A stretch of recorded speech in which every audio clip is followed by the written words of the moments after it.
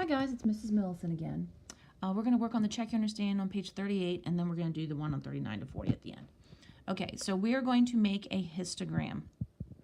First, let's look at our data. Many people believe that the distribution of IQ scores follows a bell curve like the one shown in the margin, but is this really how much scores are distributed, or how such scores are distributed? IQ scores of 60 fifth grade students chosen at random from one school are shown below. So here we go.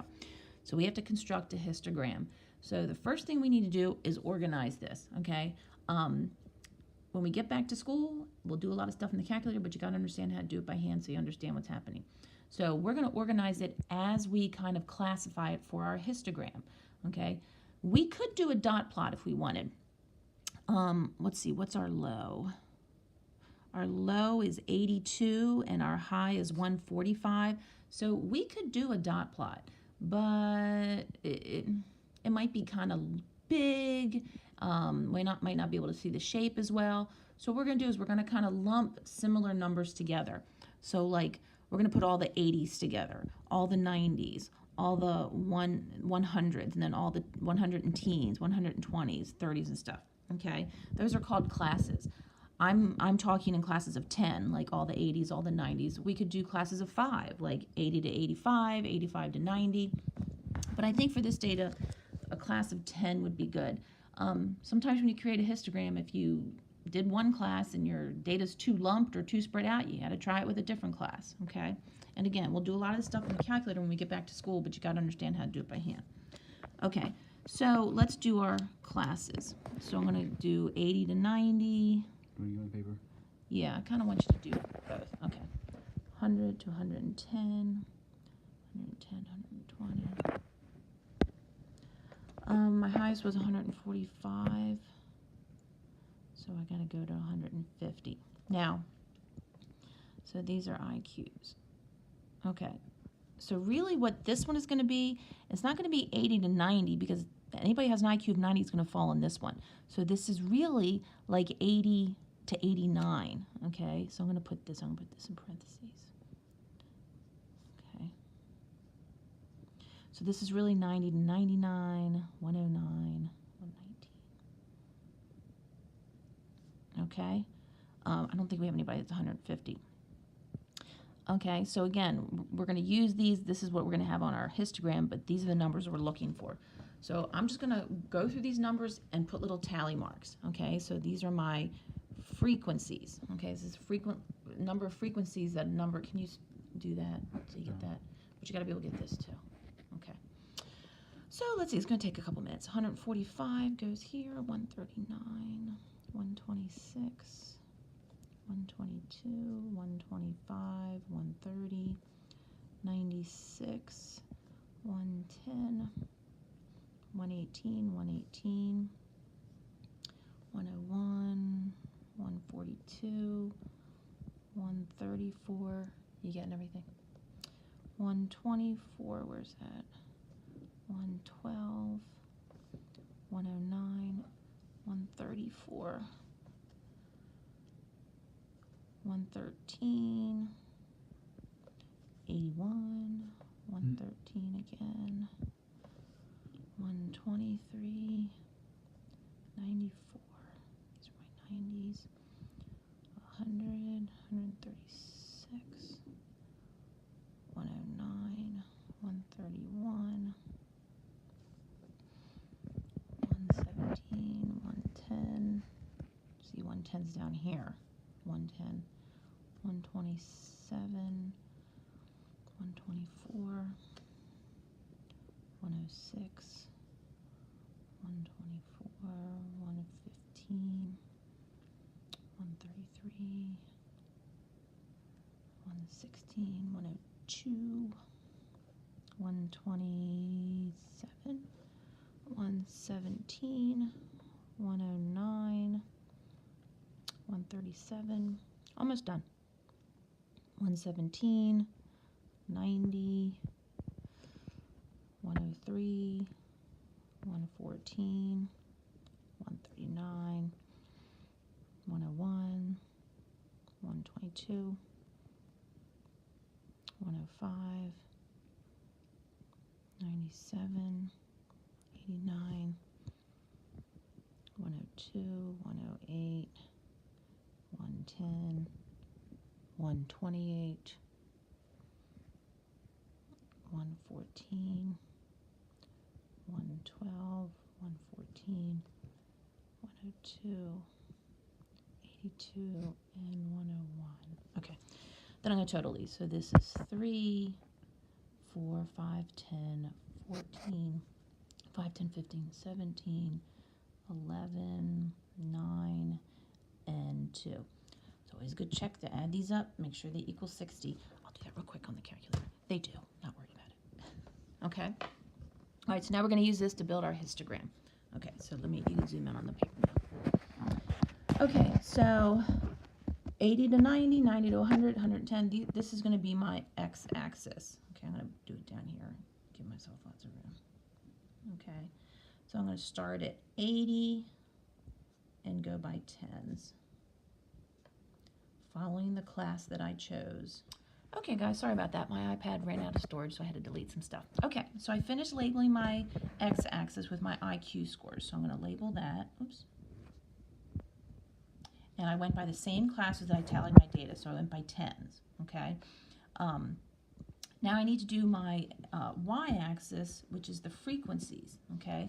So the highest frequency I have is 17. So I only have to go as high as like 18, maybe 20, depends on what I'm going to go by, okay? Your y-axis, always start at 0. Never start at like 5, 10, or whatever. Always start at 0. Your x-axis, you don't have to start at 0, okay? So let's see, I got to go up to 17, 18, 2, 4, 6, 8, 10, 12, 14, 16. Okay, I'll go by twos. So 2, 4, 6, 8, 10, 12, 14, 16, 18. I'll cap it off at 20 since I had a line up there. And this is my frequency, or we can say counts. Okay, I'll put counts in parentheses. Okay, now I just draw the bar for each one. So from 80 to 90, I had 3. 90 to 100, I had 4, connecting the bars. 14, 17, sorry, my bars are a little uneven, whatever. 11, 120 to 130, 11. 9, oops, and 2, right? Okay, so there's my lovely histogram, okay? Again, histograms are used when we're consolidating or want to graph quantitative data, and it's a little too much to put into a dot plot, so we're going to create a histogram off of it, okay? Next question says to describe what we see. So we're going to SOX it, okay? First of all, shape. Shape, again, if I kind of draw my finger and kind of follow the curve, it's definitely unimodal. Okay, definitely unimodal. I'd say roughly symmetrical. I could see where you might say slightly left skewed, but I'm going to say roughly symmetrical. Okay, and it says, the question says, is it bell-shaped? Yeah, it's roughly bell-shaped. Okay, so roughly symmetrical.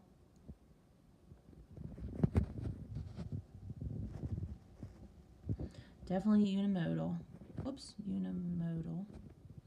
And somewhat bell-shaped. I can't squish all my letters in here. Whoops, bell-shaped. Okay, that's shape. So center. Okay, there were 60 pieces of data here. So if I went 30, 30 from each end, the 30th or the 30, between the 30th and the 31st piece will be my center. Okay, so I have to figure out where is the 30th to 31st piece. So these two are going to be 7 pieces, okay? 7 observations. 7 plus 14 is what? 21. And then 21 plus 17 is what? 38. So my 30th and 31st observation is going to fall in this range. So it's going to be in the class from 110 to 120. So I'm going to say my center, my typical IQ score is between, what was it? 110 to 120, okay? So we don't have to quantify it yet. We'll quantify it in a second, or in the next section, the exact center. So it's just the range between 110 and 120, which, if you'll notice, is the peak, okay? What's the next one? Shape. Nope. Spread.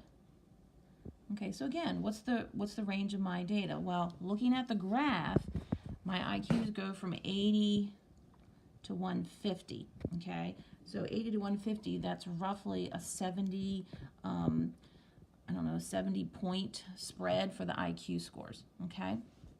And then outliers,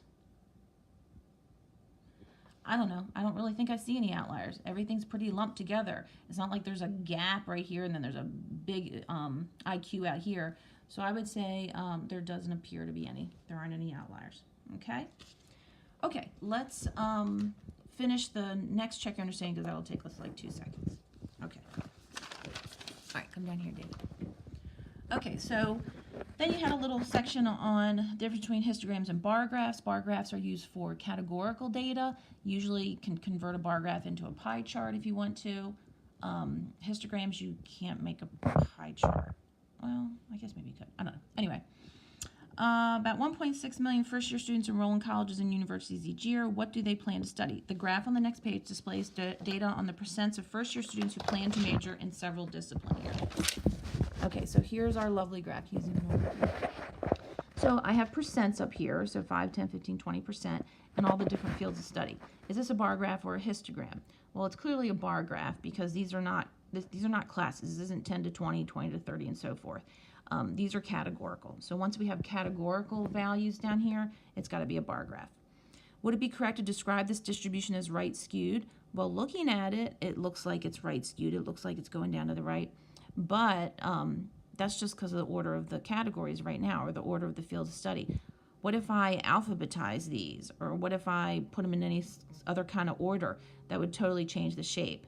So I can't really describe the shape of this distribution because it can change at any given moment if I just rearrange these fields of study.